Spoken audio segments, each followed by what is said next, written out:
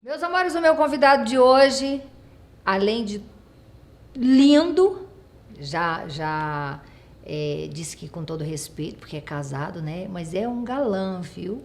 É um galã daqueles de novela das 9. Nossa, facinho. Ele é escritor, ele é apresentador, jornalista e agora no nosso Na Lata, Luiz Lacombe. Eu sou conservado, Antônio. Eu tô mais ou menos bem para minha idade. Tá gatíssimo, Luiz. Vai, tá, dá para Gatíssimo. levar ainda. Ô, meu amor, primeiro, obrigado, viu? Por Obrigado você você aqui, pelo sempre convite. gentil.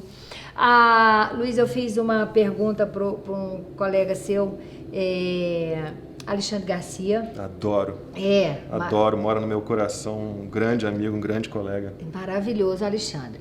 E ele virou para mim e falou, eu não vou falar sobre isso. É a primeira pergunta que eu vou lhe fazer. Tomara que você não... Ixi, se o Alexandre não falou, quem sou eu para falar, meu Deus? Mas o Alexandre foi assim, começou os 10 primeiros minutos, eu senti o Alexandre meio relutante, e depois o Alexandre se abriu e falou, e foi uma delícia a entrevista. A pergunta é, você pediu as contas da TV Globo, 20 anos de TV Globo, né? Não pedi as contas. Pediu as contas ou foi demitido? Fui demitido. Demitido, assim, o termo técnico não é esse, né? Mas a gente pode dizer que sim, porque eu era pessoa jurídica. Né? Você estava na Globo News ou Não, estava estava na TV Globo. O período que eu fiz Globo News, as pessoas me confundem muito com o Sérgio Aguiar, que fazia o Em Pauta. A gente tem o mesmo tipo físico, por acaso somos vizinhos no Rio, frequentávamos a mesma academia, jogamos vôlei, as pessoas faziam uma confusão enorme entre mim e Sérgio Aguiar. Meu período da Globo News foi de 99 a 2004, foi um período bem curto. Eu cheguei à Globo do Rio em 97, como repórter, do que a gente chama de editoria Rio, né? Fazendo Sim. reportagens, né? No início só para os jornais locais, depois eu comecei a ganhar espaço nos jornais de rede. E fui para a Globo News em 99, porque quando repórter da Globo, eu comecei a fazer os plantões de fim de semana apresentando os jornais locais, o RJTV primeira edição e segunda edição. E a diretora da Globo News na época era Alice Maria, um grande ídolo meu do telejornalismo. Alexandre, inclusive, disse que aprendeu muito com a Alice. Não, Alice e Armando Nogueira formaram a dupla que né, criou a Central Globo de Jornalismo. Então, o padrão Globo de jornalismo, que a gente conhece historicamente, veio desses dois.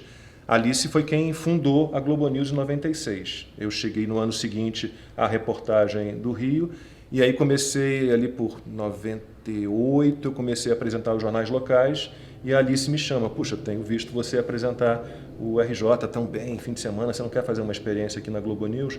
E aí fui para a Globo News em 99, ela me fez uma proposta para deixar de ser CLT, carteira assinada, passar a pessoa jurídica, meu salário triplicou, minha mulher estava grávida, nosso primeiro filho, eu tinha voltado de Florianópolis, eu passei 5 anos em Florianópolis, na afiliada da Globo, a RBS TV na época, hoje NSC, e aí a Alice me fez essa proposta, não tive como recusar, é impossível.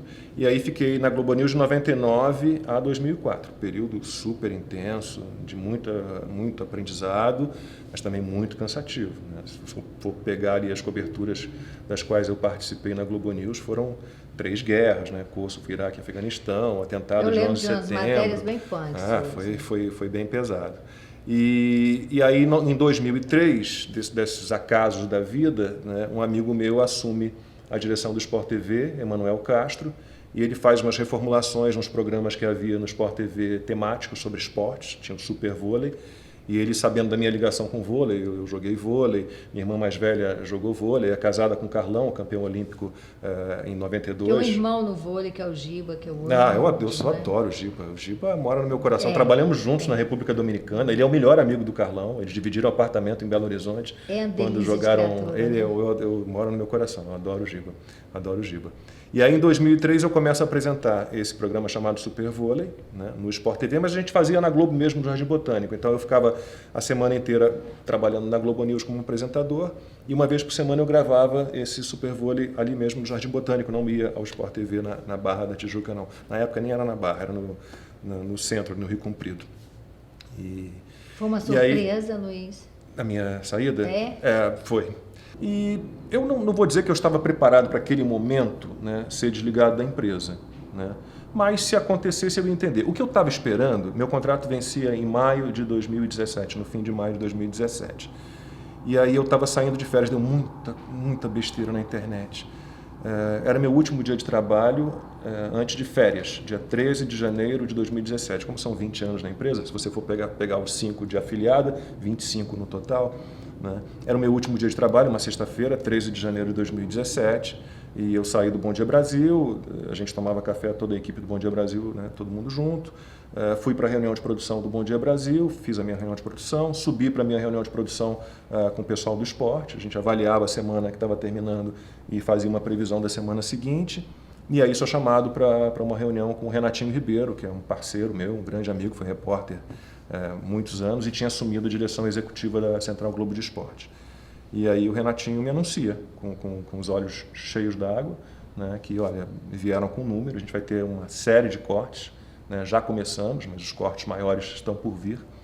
E eu sentei nessa cadeira nesse momento, infelizmente, tentei de tudo para te segurar, mas vieram com um número, seu contrato é um contrato alto, é o primeiro contrato alto a vencer. E eu não consegui, apesar de querer muito, né, eu não consegui te segurar.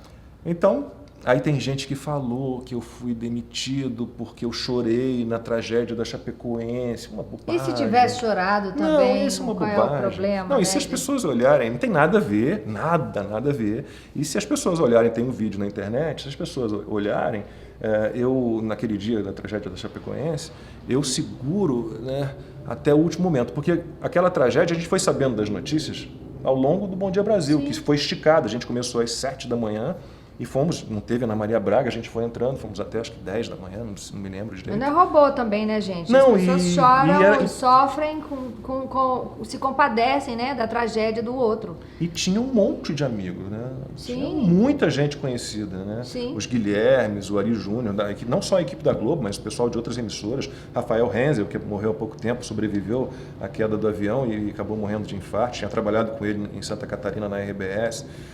Poxa, Guilherme Marques, Guilherme Vanderlass, Ari Júnior. Uma tragédia. E eu fui sabendo ali. Então, na hora que chega ao fim o Bom Dia Brasil, é que eu percebo, é que eu realizo que, puxa, eu tinha o tempo, eu tinha o tempo inteiro esperança de que fosse chegar, como estavam encontrando sobreviventes, eu tinha esperança de que eu ia dar a notícia, olha, acharam fulaninho, tá internado, mas está bem, está vivo. E quando termina o Bom Dia Brasil, eu percebo, caramba, eles morreram. E aí eu espero, eu sou muito profissional, eu consigo segurar a emoção, exceto em alguns momentos, agora eu estou mais solto e de vez em quando transborda. Mas quando entra a assinatura, o logo da Globo, a logomarca da Globo, é que eu dou uma desabada. Aí o Chico Pinheiro se aproxima e a gente se abraça. Mas isso E aí inventaram que eu fui demitido por causa disso. O povo é louco. Não, eu virei... É triste, porque eu virei custo. Assim, eu, modéstia à parte, sempre fui conhecido por ser um cara assim, disciplinado, talentoso, empenhado, comprometido. Mas eles mantêm gente improdutiva lá dentro. Mas eles mantêm gente improdutiva lá dentro com salários altíssimos porque tem padrinhos. Por isso que essa emissora é escrota. É a minha opinião. O Lacombe não tem nada com isso. Eu não sou posso, eu falando. Eu não posso reclamar. E quando eu digo que eu passei por lá e não gostei das pessoas que trabalham lá, eu mantenho isso. Eu fui para a Record com um salário que a Globo não me pagaria na época e depois não quis fazer dramaturgia porque nunca me deram um papel que me enchesse os olhos e aí fui cuidar de mim. Mas eu tô para isso tudo, Lacombe, para dizer que o Alexandre Garcia também falou isso. A minha liberdade de poder falar o que eu quero, de poder chorar, de poder sorrir a hora que eu quero, não tem preço. E a gente vê muito isso, as pessoas têm que ser robô, elas não podem ter opinião própria, elas não podem dizer eu votei no fulano, eu votei no ciclano, aí eu penso assim, eu penso assado, eu não gosto de vermelho, eu gosto de preto. Sabe, quando eu entrevistei o Boni, no começo do Na Lata, porque eu sou abusada, né, eu convido, as pessoas vêm, e o Boni virou pra mim e falou assim, jornalismo é isso que você tá fazendo, menina. Entendeu? É levar uma informação séria com leveza, com informalidade, né? Essa coisa de você chegar engessado e dar notícia, a pessoa pega o controle e sai, vai para outro canal. E foi por isso que eu briguei. Escola, né? E foi por isso que eu briguei a vida inteira, ele falando. Eu não gosto disso, dessa coisa engessada. Palavras do Boni tá lá do meu canal para quem quiser ver. Mas eu vim dessa escola. Eu tenho 53 anos, eu comecei minha carreira em 88, numa época que os apresentadores. E eu tenho um pouco isso ainda, obviamente que hoje em dia eu sou um jornalista num programa de entretenimento. Num programa, quem é este louco desse apresentadorzinho, desse repórter que era do esporte, de repente resolveu falar de tudo. Eu sou um jornalista, continuo sendo jornalista, só que eu estou num programa de entretenimento, eu não estou num telejornal, num programa de jornalismo, então eu me sinto à vontade por isso. Primeiro porque a direção do meu programa e a direção da Band me permitem isso. Mas eu venho de uma escola em que o apresentador era assim. Era mais engessado, a gente nem a expressão facial a gente podia mudar muito quando você dava uma notícia.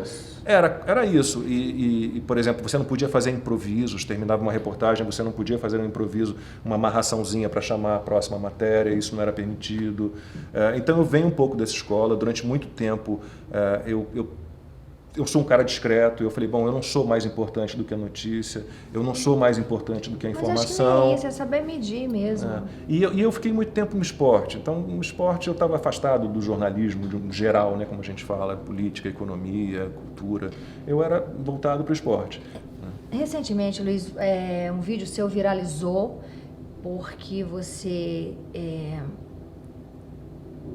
como muitos brasileiros, né, achou bizarro aquela matéria do Jornal Nacional ligando o presidente Bolsonaro à morte da Marielle. E você, como jornalista, como profissional que você explicou, né, o que seria uma pré-pauta, que o correto é levar a informação na medida que a pauta se confirmar. E isso viralizou de uma forma absurda. O jornalismo mudou muito, é o momento que a gente está vivendo. Eu acho que o jornalismo não mudou nada, é o momento que a gente está vivendo. Agora, preciso deixar claro, as pessoas, que absurdo, há um corporativismo, recebi mensagens de colegas me criticando, né? Sinto que há um clima ruim entre os coleguinhas, entre os jornalistas de um modo geral. Você criticou a empresa para a qual você trabalhou tantos anos, 2 décadas. A empresa que demitiu para cortar curso e deixar a gente produtivo lá isso é dentro. rancor, isso é mágoa, absolutamente. Não é rancor, não é mágoa. Eu não critico a instituição Globo, a corporação. Eu fui sempre, como funcionário, como contratado, eu sempre fui muito bem tratado. Eu tive as melhores condições de trabalho, eu tinha um ótimo salário. Tudo que eu tenho na minha vida, basicamente, eu construí com o que eu ganhei na Rede Globo. Estamos falando de ética, né? Sim, só eu critico o jornalismo que a Globo faz hoje. Eu não acho um jornalismo imparcial. Sobre esse caso específico, eu reafirmo o que eu disse naquele vídeo. É uma pré-pauta. Você não pode permitir que o principal telejornal do Brasil, né, diga o que foi dito. Eles chamam uma reportagem dizendo, olha, um porteiro disse isso, é mentira, mas a gente vai contar essa história mentirosa mesmo assim. Então, em jornalismo tem isso, tem a pré-pauta. Você pode dar uma sugestão de pauta, o pessoal passando na rua pode me pegar, Lacombe, eu tenho uma sugestão, isso é uma pré-pauta. Você recebe releases de assessorias de imprensa, pela sua própria observação de jornalista, de pessoa comum, você pode sugerir pautas, isso são pré-pautas. Essas pré-pautas, elas são entregues a produtores que vão verificar as informações. A veracidade da coisa. Isso é real, isso é fato, essa história existe, essa história é interessante. Não só é interessante para a televisão, você tem a questão da imagem. A gente pode produzir essa história, a gente tem condições de levantar essa história com entrevistas, captar imagens que contem essa história. Porque às vezes você tem uma história maravilhosa, mas você não tem um negócio que passou há anos, você não tem documentos, imagens, fotos, nada que permitam. Aí vai ser uma matéria de impresso, você vai sentar e vai escrever. Então há um processo longo, né, de análise e de avaliação da pré-pauta. Quando a história se confirma, ela é bacana, ela é palatável, as pessoas vão se interessar, ela é importante, é relevante, é factível, aí vira pauta. Aí essa pauta vai ser produzida por um produtor que vai marcar as entrevistas, que a gente chama de sonora em jornalismo, que vai marcar as externas, onde você vai captar as imagens, já vai dar uma indicação da linha editorial de que maneira essa história vai ser contada, e isso vai ser entregue à chefia de reportagem. A chefia de reportagem vai determinar, junto normalmente com o editor, né, do jornal, do programa, qual equipe vai fazer, qual repórter vai fazer, ele vai para a rua contar essa história. Há 2 momentos no jornalismo que são muito delicados e são os 2 momentos que servem à manipulação a um jornalismo que eu acho militante e parcial. O primeiro é esse, da escolha das histórias que vão ser contadas. Como é que você decide o que é notícia? O que não é notícia? Né? Que elementos você usa? Que base, que conceitos, né, você usa para decidir? Então, quais histórias eu vou contar? E a outra é, selecionou as histórias, de que maneira eu vou contar essas histórias? Sim. Então, esses dois momentos são extremamente, todos os momentos, todos os processos de jornalismo são delicados, né? E merecem atenção. Mas esses dois são os principais, na minha opinião. É que histórias eu vou contar e de que maneira eu vou contar essas histórias. Se você não tem um pouquinho de cabeça, se você está numa guerra contra um governo, você pode errar a mão aí, nesses dois momentos. Não, quando eu vi aquele homem completamente desnudo e desnudo que eu falo assim, não era o presidente da República que estava ali falando. Né? Era um homem desesperado que estava correndo o risco, né, de ser incriminado por uma coisa que não fez, que a gente sabe muito bem que já foi, né, culpados já apareceram e estão presos, enfim. Era uma história velha, um depoimento velho, trazer velho. isso. Ali, se havia uma matéria ali, a matéria era: por que esse porteiro prestou esse depoimento? Não é? Motivado por quê ou por quem? Com que intuito? Foi um lapso? Foi um equívoco? Foi falta de memória? Ou havia algum interesse nesse momento em que ele prestou, né, esse depoimento? Então, a matéria, se havia alguma, na minha opinião não havia, aquela história não se confirma, então vamos em frente. Era isso. Quem é esse porteiro? Sim. Por que ele fez isso? Que interesses havia? Né? Então, é basicamente isso. Como que é trabalhar com Silvia Popovic? Assim, eu fui na Silvia 2 vezes, muitos anos atrás, e depois já fui com você. E já vi algumas matérias de divergências, né, entre você e divergências de opinião entre você e Silvia. Eu particularmente não gosto da forma com que a Silvia conduz as coisas, acho a Silvia pedante, acho que um jornalista, ele não pode, um apresentador, ele não pode levar um convidado sem antes se inteirar de que ele está levando, independente de quem seja, e ela faz muito essa linha, tipo, você foi casada 20 vezes? Não, eu só fui casada uma. Você tem 5 filhos? Não, eu só tenho um. Ou seja, ela já não é profissional aí. Sou eu falando, tá, gente? Então, assim, depois disso, já fui convidada de novo para voltar e eu falei, enquanto Silvia Popovic estiver lá, eu não volto, porque não me interessa. E você sempre muito elegante, sempre muito divergindo para o lado coerente da coisa. Eu acho que o Aqui na Band, no fim das contas, é um programa democrático. Assim, a gente tem divergências, Silvia e eu temos divergências. A gente tem uma combinação, ela sempre fala primeiro, eu espero ela terminar, concluir, e eu falo em seguida. Se houve momentos em que a gente se desentendeu além da conta, assim, as pessoas erram. Né? E eu acho que é importante que as pessoas reconheçam esse erro, né, e se retratem e se desculpem. O que houve de ruim entre a gente foi resolvido entre a gente toca a vida, ela com a visão dela, eu com a minha visão. Assim, se ela não respeita a minha opinião, se eu não respeito eventualmente a opinião dela, nós dois respeitamos o direito do outro a ter opinião, que eu acho que é o que falta no Brasil ultimamente. Né? As pessoas partem para agressão, as pessoas se distratam, xingam umas às outras. Isso a gente tenta administrar. Assim, de minha parte nunca houve, nunca haverá. E se ela se excedeu em alguns momentos, né, a gente conversou e ficou tudo numa boa. Eu entendo o seu lado, eu entendo. A Silvia, ela sempre teve um programa com o nome dela, né, um programa só dela. Acho que ela disputa com você? Não, ela teve dificuldades no início, agora já é uma coisa que está um pouco mais orgânica, está um pouco melhor. Ela teve dificuldade no início de entender que aquele ali era um programa com mais de um apresentador e com muitos colunistas. Mas isso, com o tempo, tem se resolvido. Assim, eu não vejo tantos problemas. De novo, eu acho que a grande qualidade do Aqui na Band é essa. Ela diz uma coisa, eu digo outra. E eu tento sempre trazer as minhas argumentações, né, agregando as informações que eu posso. Band ainda acho que o Luiz merece um programa só dele.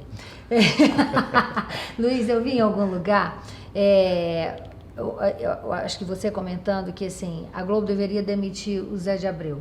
Não sei se você falou isso, mas se você não falou, eu compactuo dessa fala. Eu não sou ninguém para pedir a cabeça de ninguém. Vamos lá, mas termina que depois eu falo. Eu compactuo dessa fala e assim, a Globo, ela tem, quando vai trabalhar lá, tem essa coisa que assim, não pode falar nada, não pode opinar sobre isso, não pode opinar sobre aquilo, porque você tem um contrato e aí você tem que ficar neutra de tudo. O Zé de Abreu, se tem uma coisa que ele não é e nunca foi, e penso que nunca será, é uma pessoa neutra. O Zé já cuspiu na cara de mulher em restaurante, já xingou, já se vestiu de presidente da República, o Zé faz o diabo. Se declarou presidente, né? Se declarou presidente. O Zé faz o diabo, entendeu? E ninguém fala absolutamente nada. Então, só me leva a crer, não sei se é você também, que é porque ele é contra o governo. E aí, qualquer pessoa que se diz contra o governo vem de acordo com os pensamentos da emissora, e aí é bem-vindo. Você acha que é isso? Eu jamais pedi eu não tenho condições, não sou ninguém para pedir a cabeça de alguém, para que alguém seja demitido. Não é papel meu. Fez uma menção, perdão que eu esqueça, grosseira com a Glória Pérez, que deu papéis incríveis para ele, comparou a Glória Pérez ao Guilherme de Pádua, sabe assim? Então, e ele tem uma história também trágica com o filho dele, que não tem nada a ver a gente falar sobre isso agora. Sim. A questão, eu jamais, se a Globo quer mantê-lo lá, poxa, problema da Globo, sabe? Sejam felizes, eu não tenho nada a ver com isso, não tem nada pessoal contra ele, nada, absolutamente nada. O que eu questionei, e aí as pessoas mudam, né? E criam manchete, porque é importante você criar uma manchete. Sim, as chamadas então são assustadoras. O que eu questionei, sem pedir a cabeça dele, é uma questão da Globo interna, não tenho nada com isso, não sou ninguém. São os 2 pesos e 2 medidas. E aí eu citei. Vamos lá. William Vac, que é um grande jornalista, fez uma piada infeliz, fora do ar, uma piada infeliz, uma piada de botequim, mas que a geração, né, as gerações mais antigas, sabe, também... Os trapalhões estão aí para... Não, o politicamente correto é irritante, mas tudo bem, vá lá. Foi infeliz, foi demitido. Mauro Naves, meu companheiro Mauro Naves... Ele passou, até onde sei, encontrei com ele outro dia numa feijoada, até onde sei ele passou... Tive com a Patrícia, com a recém-acontecimento, a Patrícia estava acabada, dilacerada. O Mauro... Porque o Mauro estava muito triste, não merece. Não merecia. O Mauro conhecia o primeiro advogado da Nájila Trindade, que acusou o Neymar de estupro. Entrevistei uma ex-marido dela. Sim, e o Stevens, a gente também entrevistou. E ele, até onde sei, foi o que ele me disse pessoalmente, eu simplesmente passei o telefone do pai Neymar, porque ele disse a mim que precisava conversar com o pai Neymar. Então, eu fui punido porque eu passei um contato de alguém para o advogado da Nájila. Sim. Nada além disso. O Zé Maia foi acusado de assédio sexual. Óbvio, não estou aqui defendendo assédio sexual. Não, pelo amor de Deus, não digam isso. Agora, houve investigação, Exatamente. Né? Exatamente. Assédio sexual, roda. William Vac, piadinha, infeliz, roda. Mauro Naves deu um telefone, roda. Há quem diga e aí o Zé de Abreu... Há quem diga que o Zé foi muito injustiçado. Colegas e também sei que ele não ficou bem.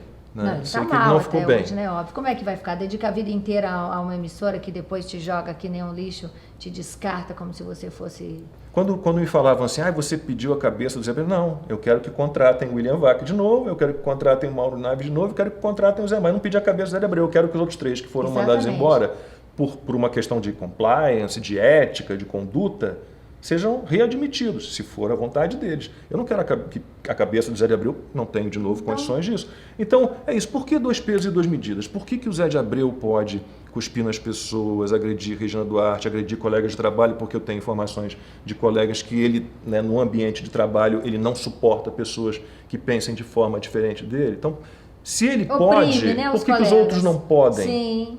Por que serve para um, mas não serve para outro? Eu questionei isso. 2 pesos e 2 medidas. Apenas isso. Sim. Quem sou eu para pedir a cabeça de um ator como Zé de Abreu? Não tem condições de pedir a cabeça de ninguém. Sim. Ninguém. Sejam felizes. O que a Globo quer? Eu não compreendo, é isso. O que eu disse foi isso. Eu não entendo, eu não compreendo. Mas ninguém me responde e eu não tenho, né, não mereço resposta. Onde deixa pessoas doentes. Já vi. O outro dia viralizou um outro vídeo também relacionado a esse assunto do Bolsonaro, Marielle, que eu falei e afirmo e vou reafirmar sempre. O meu marido brigando ferozmente contra um câncer e ele dizia, metade desse câncer, Antônia, se chama TV Globo. Porque era um cara justo, porque era uma pele de ovo, era um pisciano que se trancava na toca dele para tirar, era um horror. Por causa dessas coisas. E a gente tem... Por causa dessas coisas. A gente tem um quadro de medicina aqui na Band, chama-se E Agora Doutor, e vários médicos, todos que vão lá, eles falam, olha... Infarto, câncer, tudo isso tem um lado emocional forte. Claro. Assim, se você for uma pessoa muito estressada, negativa, se você não for um cara otimista, para cima, né? Olha, a chance de ter algum problema aumenta. Claro, claro. E nem jeito. todo mundo tem a coragem de mandar. É grosseria, mas eu adoro falar palavrão. Ah, se fuder. Eu vou seguir meu caminho. Eu não falo. O Luiz é chiquérrimo, eu não sou. Não, eu no Instagram, as pessoas me xingam. Graças a Deus são pouquíssimos. Cada assim. vez que eu falo, foda-se, olha, fica mais leve aqui, Luiz. Aí a coluna já alivia, entendeu? Já...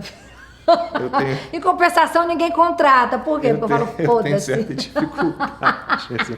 Eu não sei. É porque eu defendo tanto, assim, a conciliação. Eu sou um cara conciliador, eu sou um cara agregador. Mas eu sou a pessoa mais doce, amiga e leal. Eu não acredito, mas deve ser bom poder estourar. É Talvez bom. Ali no meu canto, sozinho, eu solte uns palavrõezinhos, né? De vez em quando, de repente. Eu solto pra todo mundo ver. Luiz, as pessoas te chamam de direitista, bolsonarista, e no entanto eu aposto que você pensa como todo mundo que votou no Bolsonaro, a maioria, né? Que a gente só quer tirar o país da merda. Você concorda comigo? Totalmente. Assim, se eu defendo tanto um jornalismo imparcial, eu não posso me declarar partidário. Né? Sim. Eu não tenho políticos de estimação, eu não tenho partidos de estimação. Eu serei sempre pelo que eu considero benéfico e melhor para o Brasil. Sim. Não me importa de onde venham as iniciativas, de quem venha a iniciativa. Agora, é difícil você achar boas iniciativas na esquerda brasileira, né? Porque normalmente a gente tem partidos que, quando não estão no poder, tentam destruir o país. E quando estão no poder, verdadeiramente destroem. Destrói. Se você for pegar os partidos de oposição, vai lá, vamos começar a lista ali pelo Plano Real, foram contra. Lei de responsabilidade fiscal, foram contra. Reforma da Previdência, foram contra. Você pode botar tudo aí que é bom, tu contra. Não consegue, entendeu? Estão vibrando com a decisão do STF aí, né, de derrubar a prisão após condenação em segunda instância. Você vê. Então como é que você vai concordar com isso? Me mandaram um vídeo de bandidos armados numa dessas cadeias da vida. O crime compensa, porra! O crime compensa, porra! Porque o Lula já andou falando, né, que os meninos de 14 anos que estão sendo violentados pela polícia porque estão só roubando um celular. Bom, a gente tem no Rio, a cidade... Aí você não quer que eu diga, de fuder, Luiz. A nossa cidade, você não é na nossa, no não, Rio, faixa de Gaza, não é mais Rio de Janeiro. Eu já apelidei de faixa de Gaza.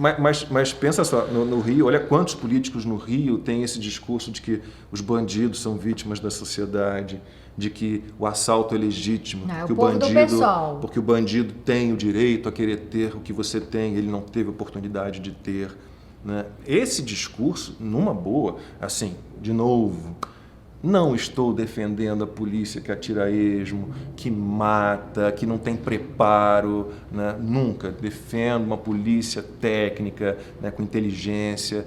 Mas, gente, não dá para ficar só apontando para a polícia. Sim. Os policiais que erram têm que pagar pelos seus erros. Óbvio, óbvio. Agora, vamos investigar.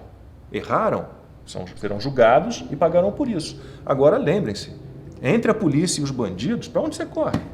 Luiz, eu conheço história de policiais que não tem onde cair morto e que ficam virados na favela, brigando contra bandidos com acervo, sabe, de guerra, e os caras aqui brigando no tapa, sabe, assim, é desleal.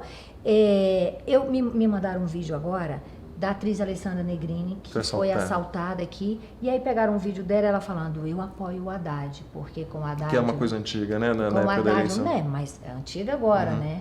De outubro do ano passado. De outubro do ano passado, eu apoio o Haddad por isso, e vamos ter segurança, vamos ter... Então as pessoas não esquecem, a internet hoje não adianta, esquece que a internet está aí para derrubar as máscaras. Você não soube da pesquisa que houve em presídios, que não é nada representativo, obviamente, mas o Haddad venceu de lavada nos presídios. Né? Então, eu não entendo o que, por as exemplo, pessoas querem. Porte de arma e posse de arma, os bandidos são contrários ou favoráveis? São contrários. Então eu sou favorável. Sim, sim. Eu acho que as pessoas não pensam que elas têm famílias, que isso pode acontecer com os filhos. Luiz era uma pessoa completamente alheia à política. Me dava náuseas, continua dando, né? Eu tenho essa azia. Às vezes cansa, né? Poxa, mas eu tenho 2 filhos e uma neta. E eu moro na faixa de Gaza. E eu moro numa faixa de Gaza Então eu preciso, assim, tá, gente? Não tô mais sozinha. Não posso mais pegar a mochila, jogar nas costas e morar na Europa. Entendeu? Eu preciso a Europa não tá essas boa. crianças aqui, sei lá, qualquer lugar. Vai pro Butão, pro Cazaquistão, sei lá. Mas será que não era ideal os países europeus, com todo o dinheiro que tem, a ONU, de alguma forma interferirem nesses países de onde saem os refugiados, para que eles consigam ter uma vida digna no seu próprio país? É mão de obra barata que eles querem que vá para lá? Não, na Alemanha eles têm espaço porque a Alemanha precisa desse tipo de mão de obra realmente. Realmente precisa. Mas eu vejo um limite para essa onda. Né? A gente desistiu de ir para a Europa. Pois é, então a gente tem que brigar para melhorar isso aqui, gente. Meu filho mais velho ficou um ano na Alemanha e voltou. Pelo amor de Deus, o meu fez o 3º ano no Canadá, e ele fala, eu fiquei tão feliz que ele falou, mãe, eu vou e eu vou ficar. Voltou. Porque quando eu saí do sertão falando, eu vou para o Rio de Janeiro, eu vou ficar, eu fiquei. Tudo bem. Já percorri todo o sertão do Piauí lá. Campo Maior, rally, Pedro né? II, corri um rally, saí de Teresina e fui até o Cumbuco pelo sertão todo. Ali foi bem perigoso, bem perigoso e bem divertido, mas foi perigoso, quase morri. Luiz, vamos dar nosso bate-bola. Você tem um medo? Medo? Ai, puxa. Não. Eu tinha medo de morrer cedo. E não criar os filhos? Você tem 2? Eu tenho 2, um de 21, Pedro, e o Bruno de 18. Porque meu pai morreu aos 49 anos de infarte. O pai dele morreu aos 61 de infarte. E o avô do meu pai, né, lado paterno, também aos 49 de infarte. Só que esse medo de morrer cedo, eu canalizei para um lado bom. Né? Então, eu desde muito pequeno, eu me cuido muito. Né? Eu pratico esporte desde os 4 anos de idade, quando comecei a nadar, depois comecei a fazer judô, depois jiu-jitsu e vela, joguei vôlei, então eu sempre fui um cara que fez questão de se cuidar, de praticar esporte. Eu me alimento com muita parcimônia, eu como muito pouco, eu tenho uma dieta bem regrada. Ficar galã, minha gente. E esse medo de morrer cedo meio que me abandonou. Assim, não que eu não me cuide mais, estou me cuidando todo dia, mas não é algo que me amedrontasse. Meu pai morreu na minha frente, né? Meu pai, infelizmente, teve um infarte e diante de mim. Susto de ver alguém morrendo. E ele morreu comigo, na sua frente, né, assim. fazendo massagem cardíaca nele. Na época ainda se fazia respiração boca a boca. Foi obviamente que é uma imagem que a gente não esquece. Foi assim com o Marcos também. Enquanto o médico não chegava, estava lá eu fazendo os procedimentos que ele me mandava. É muito difícil. Horrível. É muito difícil. Um desejo?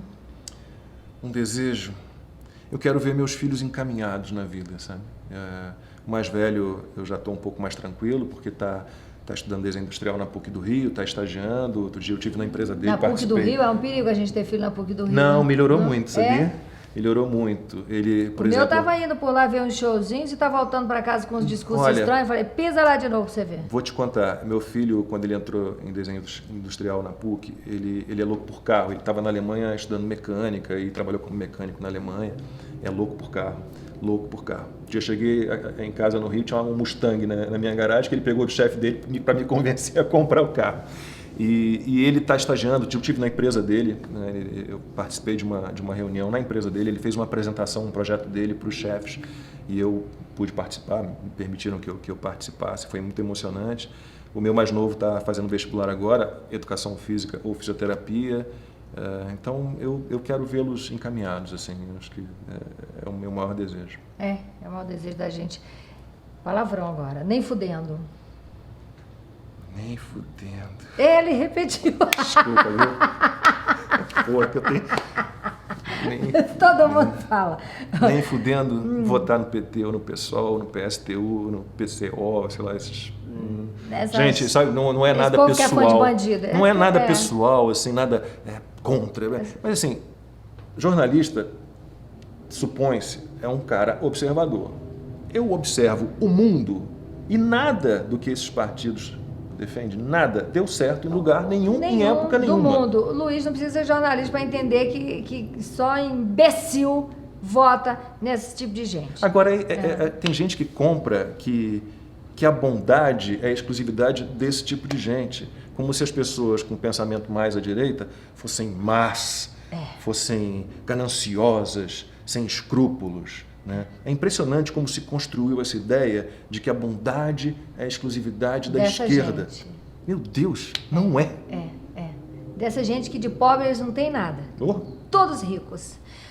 Na lata. Você é de falar na lata? Não, você é... Não, eu lembro da época do Na Lata do Rio. Eu não uso drogas.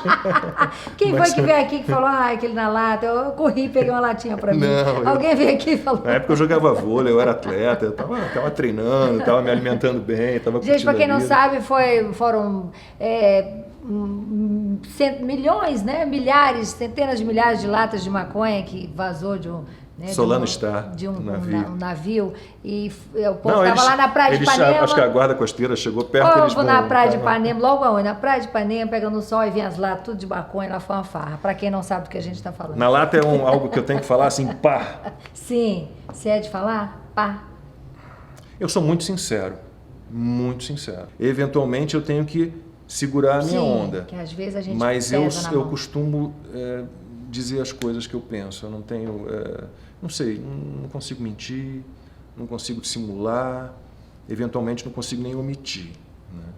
Né? A vida não faz bem pra gente, pra ninguém, guardar esse tipo de coisa que faz mal pra gente. Eu vou vomitar. E o que você diria agora aqui na lata pra gente encerrar esse bate-papo delicioso? Gente, o Brasil está no caminho certo, sabe? As pessoas têm uma má vontade com o governo Bolsonaro.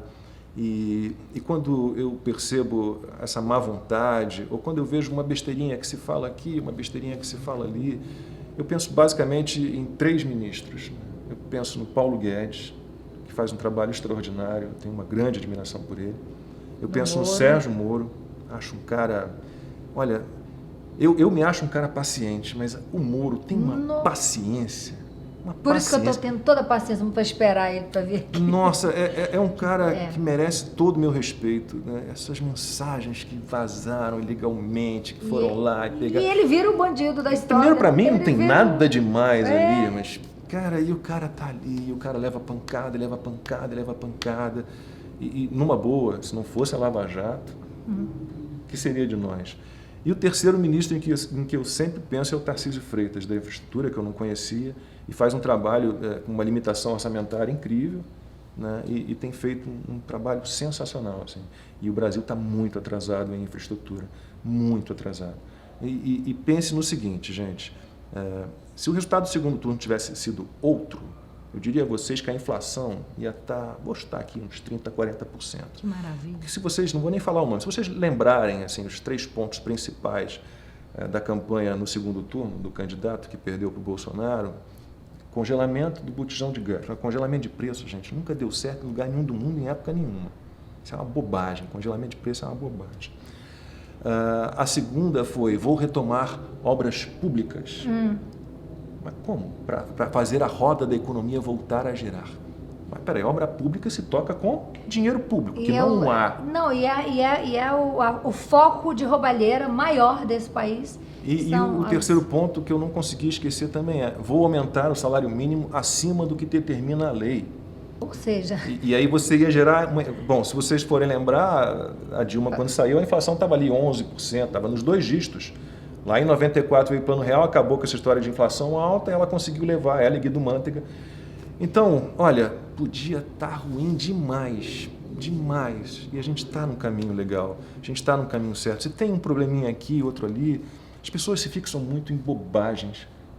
Só fala o que não está dando certo. Não, eu concordo que há uma coisinha errada aqui, outra ali. Nenhum governo é 100% defensável. Não, e nenhum governo é 100% defensável. Pô, o cara o cara é impecável, é o preciso, perfeito. Não tem. Mas se você for, né, juntar tudo e olhar o que está bom, o que é ruim, meu Deus, a gente está no caminho certo, né? A gente tem que continuar nesse caminho. Mas é que a gente tem assim uma meia dúzia de artistas, né, que olham para o próprio umbigo e que eles têm milhões de seguidores, eles têm a TV, eles têm a imprensa, né? Então isso reverbera. E é o que eles dizem, que eles estão preocupados com o próprio umbigo, com suas produções que não está mais sendo possível fazer, com dinheiro para jogar pelo ralo, entendeu? E aí as pessoas escutam isso e acham que, de modo geral, tá uma bosta. E não é verdade. Meus amores, curta, se inscrevam, compartilhe, se inscrevam no canal. Eu acho um saco ficar pedindo para se inscrever, mas tem que pedir. Aciona o sininho. O sininho, toda essa porcariada, todo dia tem que ficar pedindo isso. Luiz, obrigada, viu? Foi ótimo, Que vizinha. delícia falar. O Luiz é meu vizinho lá na Foz de Aqui em São Paulo eu moro perto de E você aqui também, somos vizinhos no Rio, São Paulo. Agora a gente vai fazer um churrasco, uma briga de vizinho, que foi o assunto do dia que eu fui no programa dele. Com a cara dessa eu vou fazer um escândalo lá na sua porta. Por mim, você Luiz. volta lá Pronto. depois. Luiz Lacombe, na lata.